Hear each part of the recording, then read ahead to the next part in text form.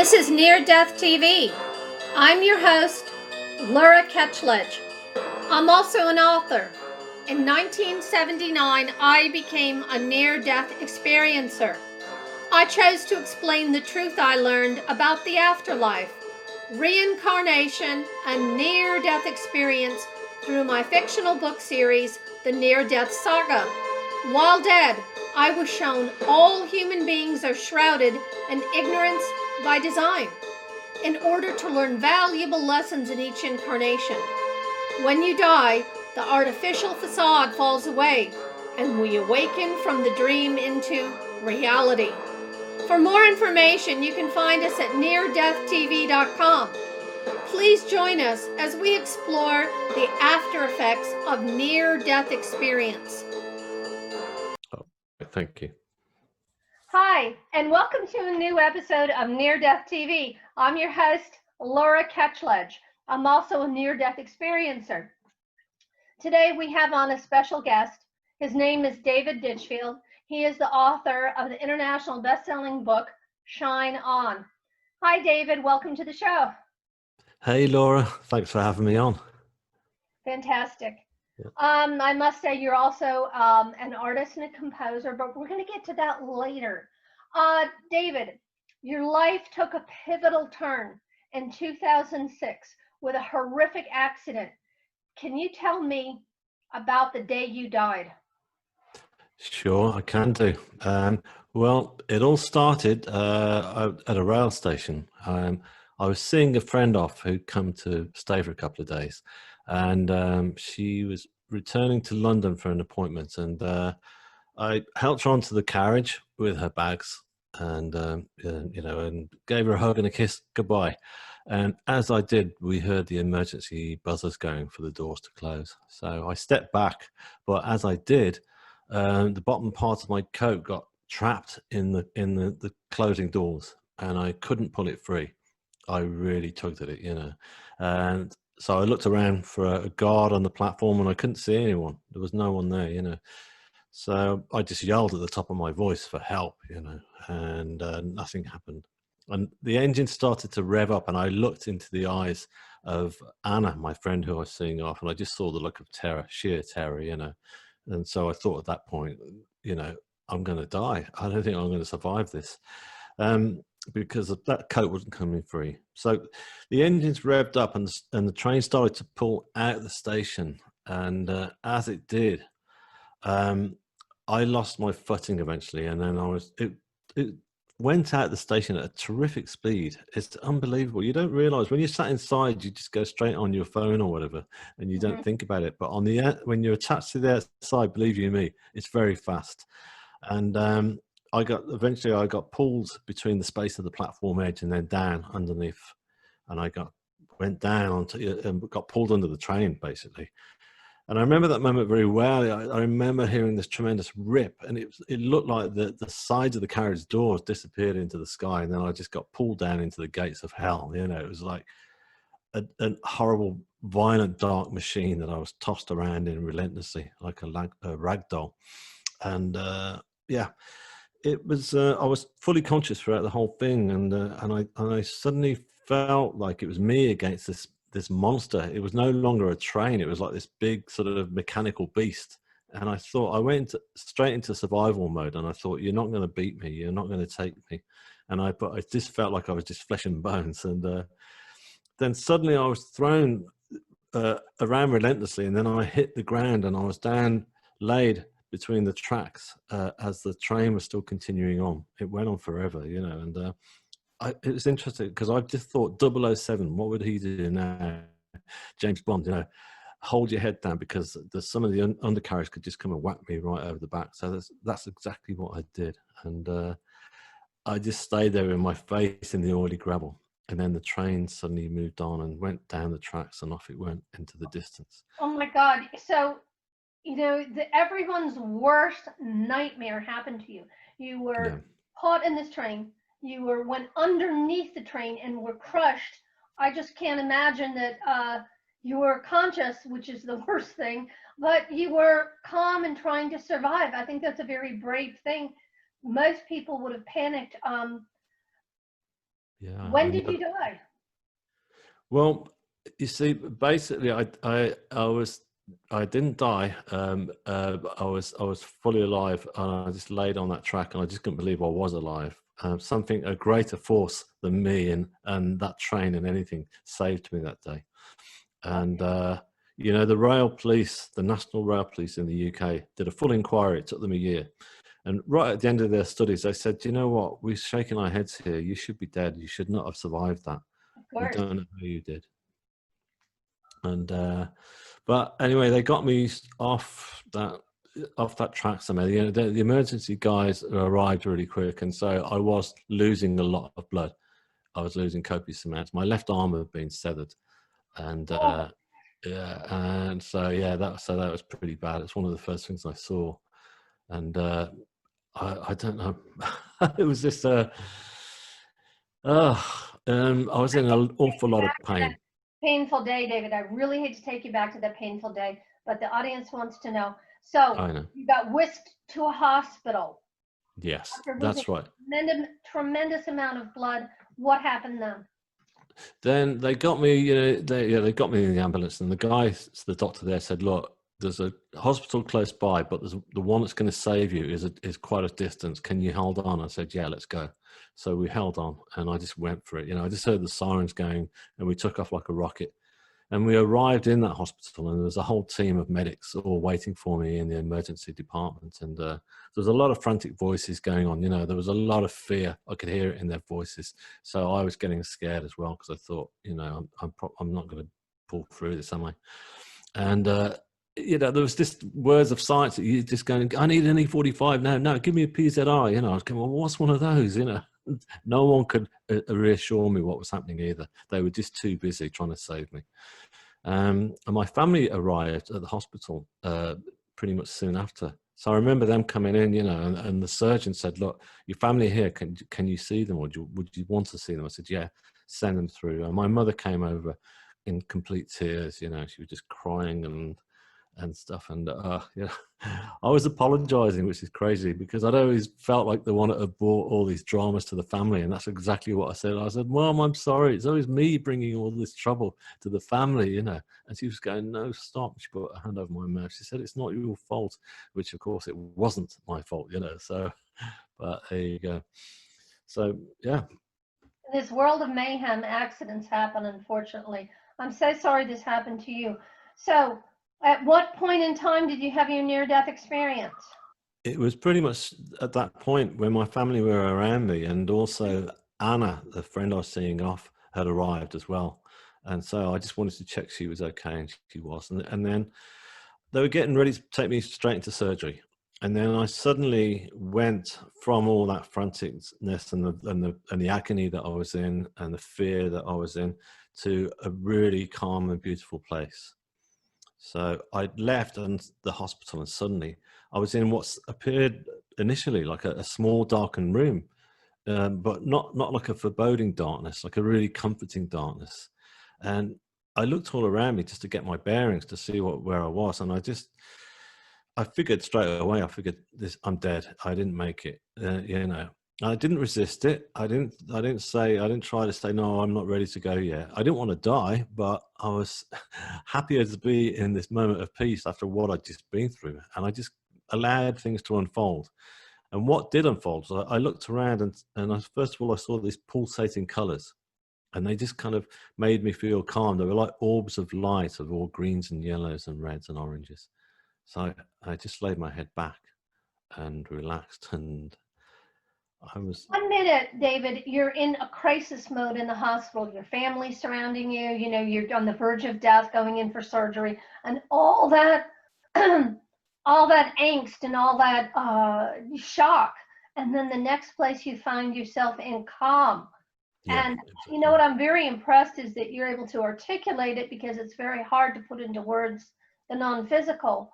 But this is, it must have been a relief. Exactly, but that's it. It was a relief. That's because you know, just the absolute. You know, the human mind and body should not be put through something like that. You know, being the drama of watching, because say for example, if I'd been in a car crash, it would have been instant, and I would not have seen it coming. Whereas with this, I could see the whole thing unfolding, so it was terrifying, you know. And then being pulled under a train and being pulled under the wheels, it was just too much for me to bear and to take on. So to be in this space was just, it was brilliant, you know. I just, everything, all my fears are gone and my anxieties had left me.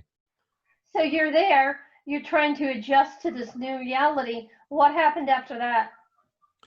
Well, I was trying to get my bearings again, and I realized that I was now laid on what appeared to be like a huge slate rock. It was like a sort of medieval altar, if you like, but it felt really comfortable to lie on.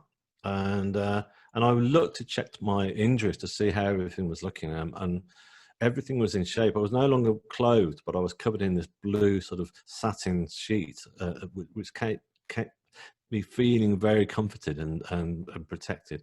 But I was amazed that my left arm, anyway, that was intact, and there wasn't even a scratch or a bruise on my body. Everything was just calm and fixed, you know, and healthy. You were still you. It was still me, yeah. It was very much still me. It was a different me, because the first thing I noticed was I'd left all those feelings of guilt behind that I carried throughout my whole life, like I talked about, right up until the point where I'm apologizing to my mother, you know, which is absolutely crazy, but that's how I felt, you know, and all that went. And I was literally in the moment, if you like, you know. All the past didn't matter anymore, and all my anxieties about the future didn't matter anymore. Well, what was the next step on this miraculous journey, David? The next step was that I laid my head back and and as I did, I looked up. There were 3 grids of white light that were kind of closing in on me slowly. And those grids of white light were just so, it was like a really intense whiteness, and I couldn't take my gaze away. Even though it was too bright, that would normally, but I wouldn't be able to look, you know, on the earth plane, as we call it, you know, I wouldn't be able to look into that brightness, but I couldn't take my eyes off it, because it was like, it felt like a really comforting, healing light. And so I lay there and bathed in this kind of light, really, and I felt the presence then of somebody near me. And so I kind of lifted my head, and there was, I was being greeted by an androgynous being, if you like, just wearing a very simple contemporary black t-shirt, you know, nothing too ethereal, just a really simple black t-shirt with this beautiful white blonde hair and this skin that was just glowing from within. And this person was just smiling at me, just looking at me in a very protective way. And I felt protected and I felt safe with this person.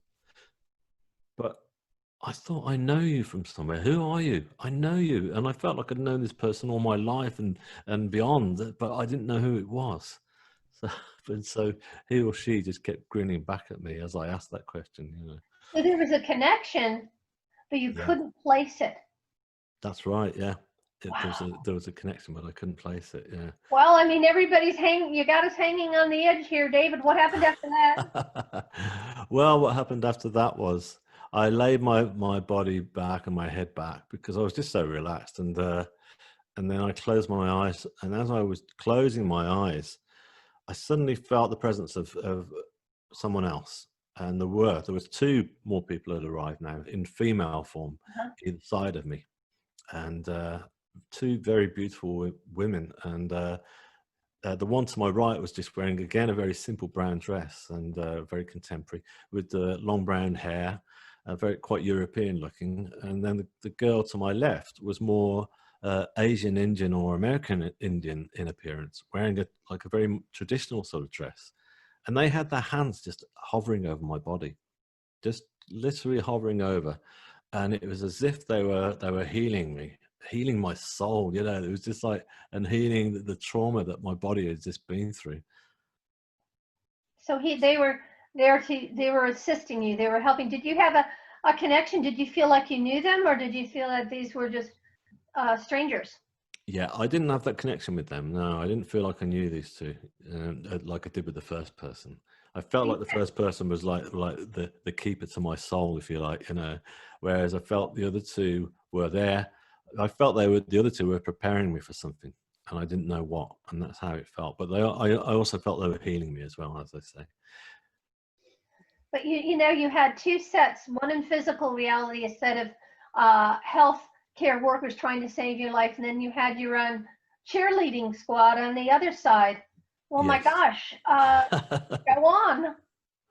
Yeah, exactly. That's very well put. Yeah, I've never thought about it like that, but I did, because, you know, I still maintain that the science element of in all this saved my life just as much as the spiritual realm did as well. So yeah, so that I was getting, they were working on me as well. But yeah, so it was, in fact, the energy that was coming from their hands was just so powerful. It was just like, it felt like an energy of love. It felt like this pure essence of love. You know, all the different types of love you experience in your life, whether it's through your lover, your parents, your family, your pet dog, you know, all those different elements were all condensed and coming through their hands and going right through the whole of me. Yeah. Did the background colors change at all, or you still were, or did you still feel like you were stationary? Well, yeah, I felt like I was stationary. Yeah, most certainly I felt like I was just like really lying down and just, you know, if you go for a massage or something like that, and you go straight into the moment, you just let it all go, and you let yourself into the hands of the masseur or whatever. It was very much like that. I didn't, you know, I wasn't in any worries about where I was, but I did actually then realize that I wasn't in a small darkened room at all. I realized at this point that I looked around a bit more, and there were stars. I was in the universe itself. And the next thing I decided to do was I thought about my family down in the hospital. I Yeah, thought that they were pretty torn up as it was about what had just happened, clearly, you know, as they yeah. would be. It's a major shock to them as much as me. And so, and I thought, oh my goodness, they're going to be really pulled apart because I've obviously died and moved on. So I decided to look over the edge of this huge rock to see if I could see them. And I looked down and I couldn't see them at all. But what I did see was this most awesome sight. It was like this beautiful waterfall, but it was a waterfall of stars, and they were all cascading over the edge as if they're like droplets of water, but they were sparkling stars. And it was like the size of Niagara or bigger. You know, it was really, really an awesome sight to take in. And I was just going, wow, you know. And they were like shooting stars just dropping through the middle of it. And I looked down right into the depth of this waterfall. And as I did, I could see another galaxy. And then I thought that as I focused my view and kept looking, I could see further galaxies and beyond and into infinity and into color, more beautiful colors. So yeah, so that was really, I was just kind of going, wow, this is incredible, you know. And I was just so filled with joy about the whole experience that was unfolding. And I was also really excited about the fact that I was in part of the universe and I was there in it, you know. And you were viewing this spectacular sight. What next? Yeah, well, what next was, this was probably the most important part for me was, I turned back over and I took some more healing on, and then I suddenly realized that the energy that I was feeling, this energy of love, was almost like my body was almost like vibrating. It was like a sort of every single molecule of my body was just kind of like, wow, shaking, but in a really very calm way. And I just thought, what is going on? And so I lifted my head, and then just behind the first being of light I talked of that was greeting me was this huge tunnel of light that was coming towards me.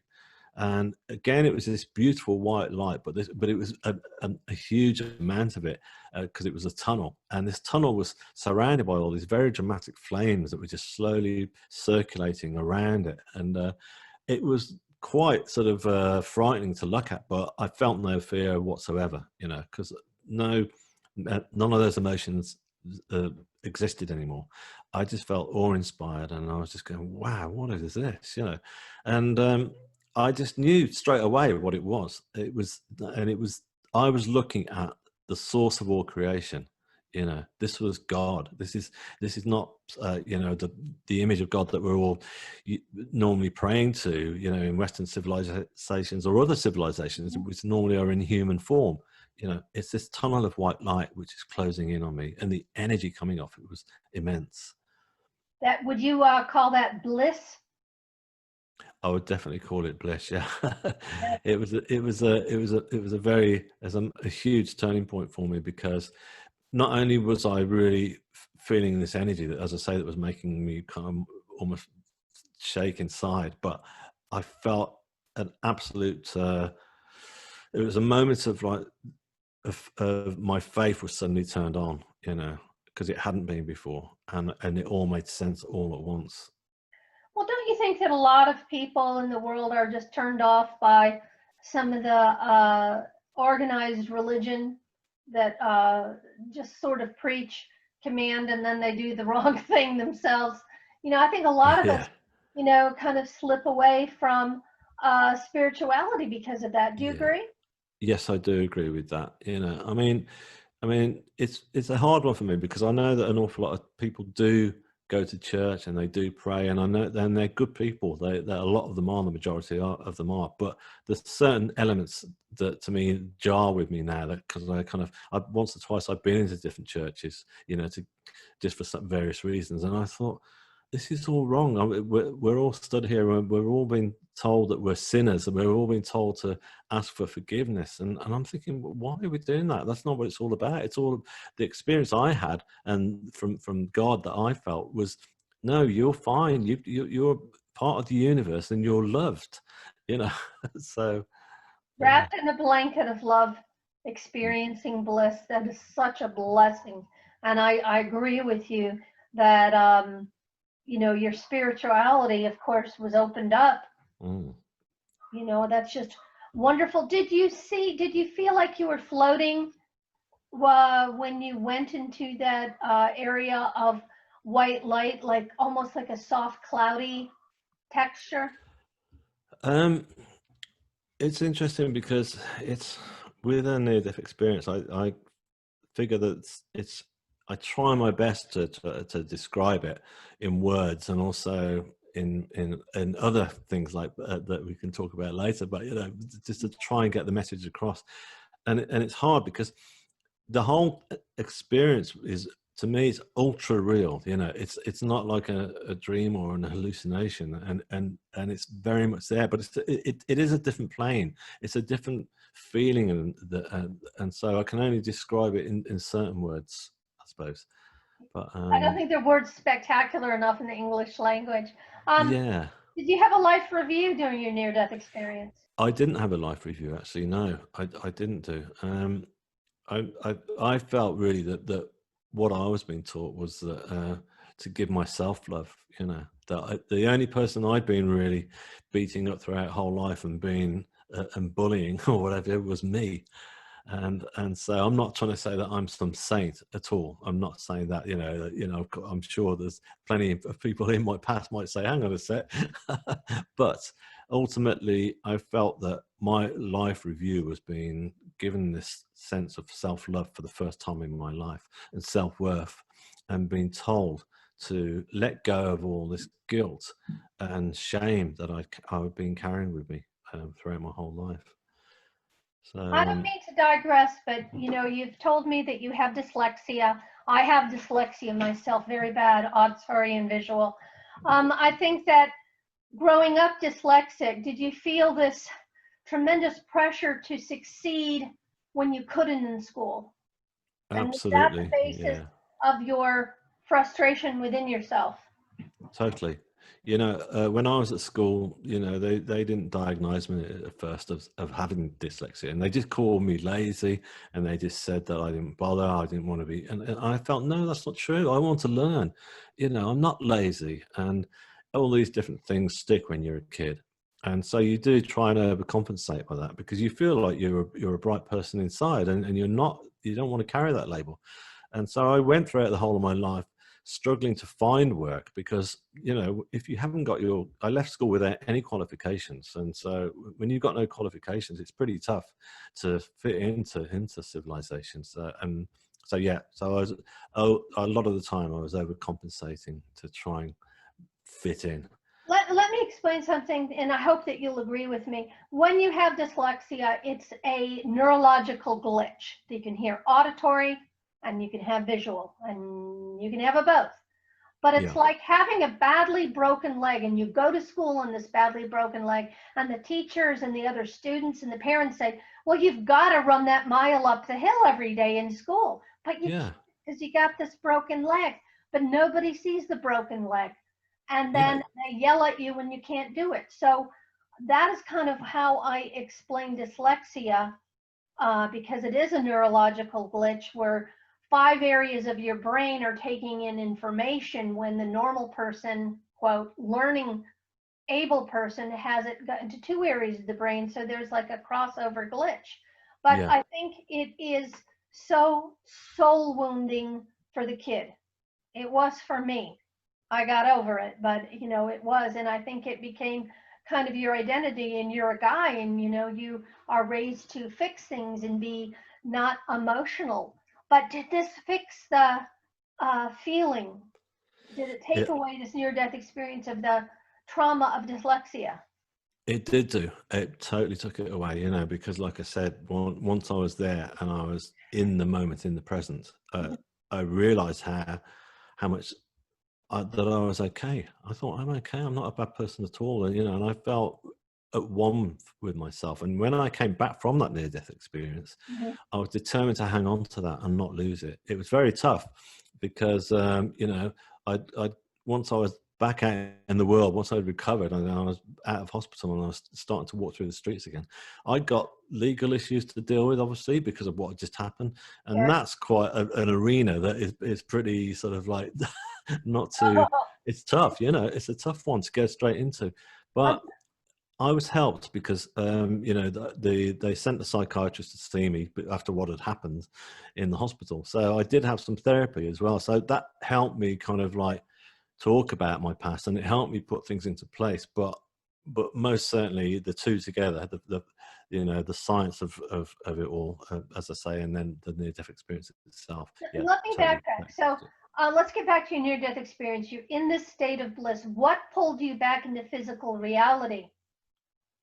It was pretty much after I'd really seen the tunnel of light, and then I'd made the conclusion, or I'd heard through telepathy that I was looking at God, that I'd found God. That's when they sent me back. You know, it was just like I came crashing straight into my body. I was back in the hospital, and all the pain came rushing through me, and it was just like. And I remember going from that beautiful light into like fluorescent strip was just like screaming into my eyes, and the noise was just like overload. I was like, wow, get me back, you know. But a lot of people say, "Are you coming back though, David? Did you?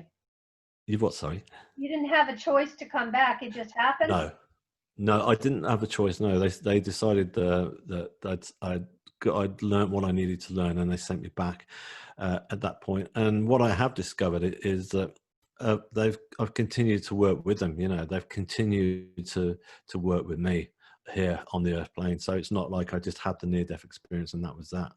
So I'm going to break this next question into 2 parts. We're going to talk about your newfound abilities a little bit later into the show. What psychic gifts did you retain when you came back from your near-death experience? Well, basically, to stay in touch, to stay in touch with my guides was one of them. The 3 guides that were there that were healing me. I kept that connection with them. That's what I learned, and that's really important to me because I turn to them all the time, you know, on a daily basis. I go to spiritual healing, and that's great. I really connect. I feel like that's the closest I come to being back in that wonderful space, and I feel the energy coming through from that realm when I'm being. Do you have to meditate to get there? Do you astral project? Does this come to you in dreams? No, well, no, not really. This comes to me basically, as I say, you know, there are times throughout the day where I might get signs, and I know that they are there and that they are behind me, and they're giving me information to help me. But most formally, as I say, it's spiritual healing, which is quite a meditative state, because I go straight into that. And interestingly enough, the spiritual healers, every single one that does heal me, always turns around afterwards and they say, "Oh, I really enjoy healing you, because you just soak up the energy. It's just like it just comes straight through me and then into you, and it's really powerful every time." So there's that. I know that that connection is still there. I feel it's like having an umbilical cord attached to that other realm, and it's still with me. Well, you know, to look at your picture, I mean, you look fantastic. Uh, do you have a lot of limitations with your arm and other Yes, I issues that do. you have to deal Yeah, there's yeah. Thank you for saying that. That's lovely. I do have limitations with my arm. I mean, it took 3 8.5 hour operations on all in all to save it. They did an amazing job, and it's not fully functional, but I've got it, which I'm really grateful for. You know, I mean, I will say that it's you know, it's knocked the whole of my body completely off kilter. You know, it's not, you know, I haven't got the same spring in my step as I used to have, but it doesn't matter, because I've got another form of energy that I never had before, which is being able to see the world more three-dimensional, and you know, and to really take it in and to appreciate the earth that we're on, and nature that's all around us. The gratitude that you brought and express, you know, you brought back and express is very, very moving. So I want to get to the next part of your story. You were not, you had just a regular education, and you came back with two new abilities, one to paint and one to compose. Um, can you please tell us about that? Because I think both are marvelous. Thank you very much. Yeah, well, it was quite a shock, because up until then, you know, the kind of work I was doing was manual laboring, and that's all I could pick up at that point. And I was never any good at that. I used to look around at the other guys and think, "Wow, you know, you've just plastered that ceiling beautifully. How did you do that? It's a work of art, you know." And I could never fit in there. But then all of a sudden, I discovered, well, it was right from the day one, actually. When I come round from the anaesthetic of the first operation, I remember lying in this not dark room, a hospital room, you know, throughout the night that they'd given me. And I was just got this machine bleeping next to me. And I just start thinking, what's just happened? That was amazing. I thought, I've got to tell the world about this, because I knew nothing about near-death experiences. I thought I was the only one it had happened to. And I thought, how am I going to tell people about this? And I thought, I'm going to do a painting. And it's got to be like a really big painting, like a big Renaissance style religious painting and it's got to be a massive canvas. And I'd never done anything like it, but it didn't matter. That was the plan, and I followed it through. I got this canvas, and once I was well enough and able to start painting it, I did. And I remember there was a lot of, you asked me what kind of psychic gifts came afterwards. Not so much that, but I would say that a lot of synchronicity started to happen in my life, which never happened before. And you know, people would come in that wanted to help me. For example, two friends of my sisters said, "Look, we run a yoga Pilates center, and we've got a spare studio you can use for a week to start your first painting." So I said, "Great." So I went there, got to the end of the first week, and obviously I wasn't finished, and they said, "Well, you can stay, we'll move you around." So brilliant. So I stayed for 2 years, and I kept on painting and painting and doing more. And it's amazing, because I was standing back and looking at these paintings going, wow, this is incredible. I can't believe I've just done that, you know. And I knew I was being helped. I knew that there's the other realm that I've been to was giving me information, like a crash course on how to paint and bring colors to life, bring skin tones to life, and be brave. Oh my gosh, you know, I've seen your paintings and they're just such an expression of where you've been, and they pull you into the moment. It's like, you know, you gave us a snapshot into a near-death experience. That had to be very gratifying to get on canvas. It was, yeah, it was brilliant. I mean, it was very therapeutic for me to be dealing with this, you know, because you know, it was, I was being guided, you know, to what I call channeling. I channel ideas through. That's why when I talked earlier about still being in touch with my guides, I know that they help me to create these paintings. You know, the stuff that goes on there that I wasn't even thinking about, you know.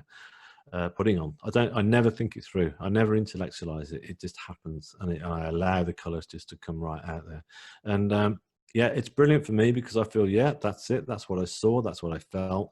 And it's a brilliant way of, other people to be able to not just hear me talking about it, but to be able to look and see it, almost like I'd taken a camera with me and saying, this is what I saw, And that free flow of creativity. Where can people buy your art and see your art? They can go to my website or my Instagram page. So my website is shineonthestory.com. And if you go on there, there's paintings there, and yeah, everything's on there, and the music is on there as well. You can stream for free the first symphony that I wrote, which came along next. Well, talk about a conundrum or enigma. You are a person that I guess could not read music, but you wrote a complete symphony, and it was performed, and you got a standing ovation. Please take us down through that journey after your near-death experience. Sure. Yeah. Well, that happened basically. As I say, I started going for spiritual healing, and I discovered the Spiritualist Church by chance, anyhow. And they offered me. They saw how bad I looked at the time, and they said, we can do spiritual healing if you like. I said, yeah, that'd be fantastic. So when I was having those sessions, some of the healers were clairvoyant, and they give little messages afterwards because they're feeling all this energy coming through, and they kept saying, why am I seeing a violin placed across your chest? Or why am I hearing Wagner and Beethoven? And I said, I have no idea, this didn't enter my life at that point. And then one of them said, they're telling me you're going to write a piece of music about your experience. And I went, okay. So I thought, I'm going to do that. I'm going to follow it through. So I just got this old synthesizer that was up in the loft, and I got that down, and I was playing around on that. And one day I heard these notes. They came through in a dream form actually the night before, and I remembered them. I thought, right, just record that. All I got was a cassette recorder, and I just recorded it into the cassette recorder. And then I just developed it from there, and I thought, this just sounded lovely. This is like the paintings. I'm going, wow, this isn't just me that's writing this. I'm getting help, and it sounds beautiful to me. Well, I've listened to it. That your orchestra pieces are just fantastic. It's such beautiful music. And it sort of like took me away from all my troubles. Oh, great. Thank you. That's really brilliant to hear. That's what I wanted to do. I wanted to transport people, because that's what the whole experience was about. And so I wanted to convey that in the music. I wanted people to come on the journey that I went through. Do you feel more grounded in the afterlife now? Because it's not a belief, it's a known. Does it take a lot of the stress and worry away from, all the wondering most people go through, like, yeah, gosh, what happens when I'm dead? Yeah, oh, totally. Yeah, absolutely. I mean, I don't fear death at all. I don't see it as being, it's not the end. It's just the beginning of the next part of the journey. The soul is just too much of a powerful entity just to suddenly switch off like a light. But yes, the body does, but not the soul. The soul continues on, and I've seen where it goes, and it's beautiful. It's an amazing place, So I don't fear it. So I mean, I do say one thing, that we don't discuss it enough in Western civilization. Since the days of the bubonic plague, we don't talk about death. I'm not saying we should do all the time, but I think everything else we plan birth, marriage, even taking our driving test, but we don't plan our death. And I think we all should think about it, and then it takes away that element of fear then, doesn't it? Yeah, I think we're all kind of, fear-based mammals, shall we say. But, I think one of the nice things about you is that you're a regular guy, and you had this miraculous experience, and you were so willing to share it with people. I think you're braver than I, because my near-death experience was 1979. I was a 19-year-old kid. I didn't handle it well. There was nobody to talk to. I even went to a therapist who asked me if I was having a pity party because of my injuries. And I talked to the emergency room guy, and, he asked me what drugs. I think that Western society shames people that ask questions about death, that are not in the biblical contents of our religions. Do you agree? I do agree with that. Yeah. I mean, you know, at first I came across a few people that I tried to tell that I thought would get it, and I could see they didn't. You know, I remember there was a priest or what have you that worked in the hospital, so I was desperate to talk to him. And when I did, he was a lovely guy, but I thought, no, you're not this jars with all the gears with all your teachings. You're not taking me seriously at all. So, How did which that disappointed change me. your relationship with your mother? Well, basically, that was interesting because you know, my parents are Christian, and so they always went to church every week. In fact, when I was a kid, I used to go as well, and I just didn't like it. I didn't get it, and they said that they were very liberal. They said it's okay, you can stay at home. So I did do. So it took me a good week to tell them because I wanted them to get it, you know, and I thought just like the vicar, the priest, that it would jar. But when they sat down in the hospital and I talked through the whole thing, because I said, I've got something really important to tell you. And I told the whole story. And my mother turned around. It was amazing. She said, we know. And I said, you know, how do you know? And it's like a mother's instinct. She Mhm. said, well, whenever we come in to see you, you're wired up and with the tubes coming out of you, you can't move, but you're just glowing and you've got this energy of warmth and love coming from you that you seem to radiate to everyone who walks through the door. And I really did feel that at that point because, like I say, I felt like I was still attached to the other side. Mhm. So, Yeah. so they got it, which is lovely. I mean, you know, I did talk to them. You know, I interviewed them actually for my book afterwards and to ask them what they thought, what their feelings were at the time. So, in the back of my book, you know, you can see like a little, you know, little snippet of their thoughts, their take on it, which is really lovely, actually. Yeah. David, what are the three things that the reader can take out of your book, Shine On? What are the three top things that they will get that are from your Okay. experience? Well, they'll see, they'll go through a journey. It starts off, they'll see just what kind of guy I was, you know, that I was a regular guy, but not just that, that I got no self belief or no self faith, not even in forming a relationship and stuff. And I go from that to as you pointed out, starting to paint and then to write in symphonies. And then the first symphony I wrote was like a sellout concert, you know, which was incredible, and to a standing ovation. And it was just the BBC came down to interview me, and everybody seemed to really get it. And for the first time in my life, I thought, you know, this is it. I found my direction. So it's a feel good story in a sense, because it takes you on that journey of the guy I was when I first started out to my life becoming a lot more grounded and three-dimensional. Now, the other thing to take from it is I want people to really enjoy, hopefully, the journey of me going into the afterlife and the spiritual journey and how that developed and continued in my life.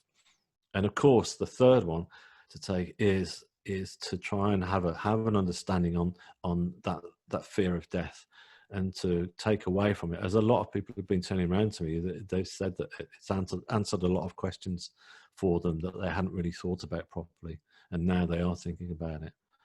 Well, that's very meaningful. This book is an important book.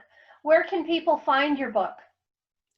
On Amazon, basically, it's for sale on throughout the world on Amazon. So if you just go in and put in Shine On and my name, David Ditchfield, it'll come up and you can order it. Do you have any future speaking engagements after the COVID crisis is over? Nothing's booked at the moment. No, at the moment it's just all you know, online Zoom and Skype, which has been great. It's just been fine. You know, it's just I've had the busiest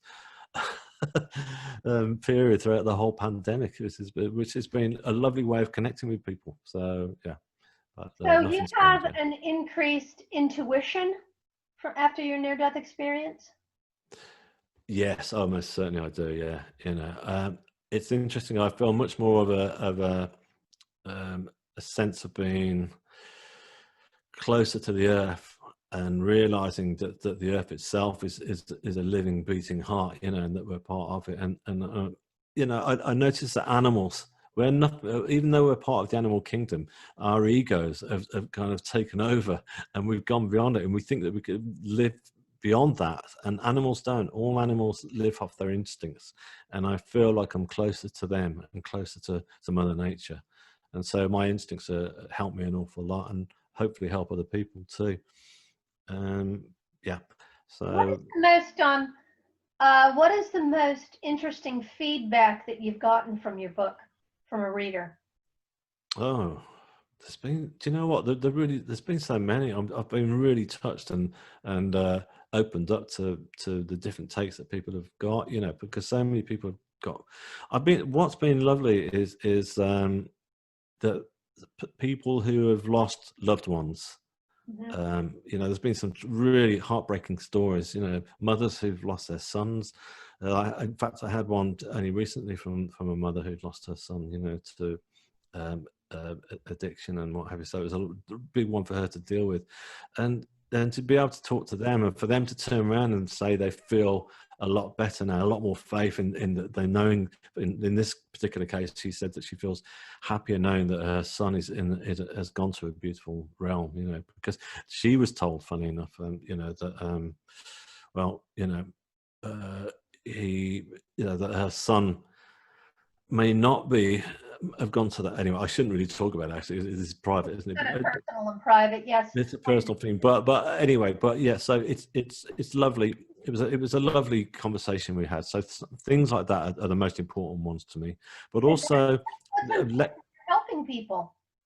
I'm helping people, but also I've been having lecturers. I had a lecturer from Tokyo, from the University of Tokyo, get in touch with me last week, and he said that he's doing studies into the afterlife and how different faiths are dealing with it. And he read my interviews, some stud, and saw me talk, saw my paintings, heard my music. So he wants to, you know, involve my story in that, which is great. That's brilliant to know that students are going to take something back from me, you know. And, I think one of your purposes must be to come back and share. And you know, I in this show, I do not have a religious agenda. I have the goal to open up people to the potential of spirituality, which I think is so important. David, what do you question now? What is your biggest question about the afterlife? Or do you feel satisfied that, you know, it will unfold how it should be when you die? Yeah, I feel satisfied that it will unfold as it should be. I lost my mother last year, and obviously, you know, thank you. And obviously, I went through the physical and emotional loss of the mother that brought me up and that I loved dearly. But when she went, that I knew that where she was going, and I actually said it to her when I went into the hospital after she passed. I said, "Mum, you're going to love it now where you're going," and she will. And it was just it was lovely to have that knowledge and to have that faith that the first person that I'd lost that was dear to me was going to be well looked after. Well, So, and it's reassuring to her because, you know, she's hearing from someone she loves and trusts and that knows. So yeah. that's great. Now, I want to get into one other thing before we close this show. Have you seen people after they've died? Have you seen, not ghosts, but I'm talking about souls? Have you seen orbs? Have you had real awake contact with the departed? No, I'm not clairvoyant. That's for sure. I'm just very aware of the presence of, for example, my mother. I'm very aware of her presence, and I can feel her here, and I get little signals that I know that she's here and she's helping me. You know, especially in times of stress when I'm getting stressed out about something. You know, I know she's there. Do you think that people that have had a near-death experience in return, do you think they come back with a variety on different levels of psychic abilities or creativity, or they just bring a little bit back from the experience of something special? Oh, I think everybody brings something back. Yeah, I mean, not they do. A lot of people that I've met, like yourself, want to talk about it and want to just bring podcasts with the message, taking it out to the world. That's the common denominator, that we want to spread the word. We want to talk to the world and get it out there and chat about it. And you know, in my case, it just happened to be that I felt that my creative outlets were the way of getting it across. But now in the spoken word, it's great because now, since my music came out, and then I was doing interviews, and now with the book coming out, I'm doing interviews. So it means that I'm talking about it as well with the spoken word. And so, yeah, so I just feel that everybody brings that back, that there's a common denominator. There's that knowing that that there's love waiting for us all. I think that's just absolutely remarkable.